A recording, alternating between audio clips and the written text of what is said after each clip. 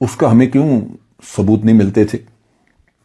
उसकी वजह यह थी कि मोटरवे में जो ज़मीनें खाई गईं उसका रिकॉर्ड जला दिया गया, जल गया। कर्ज उतारो मुल्क संवारो रिकॉर्ड जल गया। एलडीए ने लाहौर में जो कुछ प्लॉट इधर उधर किए वो भी रिकॉर्ड जल गया। मेट्रो बस मुल्तान में जो कुछ हुआ रिकॉर्ड जल गया। सस्ती रोटी स्कीम रिकॉर्ड जल गया। नंदीपुर पावर प्लांट रिकॉर्ड जल गया। नीलम जैनम पावर प्रोजेक्ट उसका भी सुना है कि रिकॉर्ड जल गया। दानी स्कूल स्कीम रिकॉर्ड जल गया।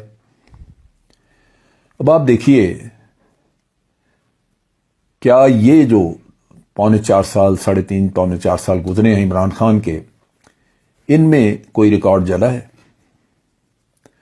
ऑपोजिशन तो रोजाना कहती है कि ये बड़े डाकू हैं, चोर हैं, ये है वो हैं, लेकिन कम से कम मैंने कोई सरकारी रिकॉर्ड तो जलते नहीं देखा।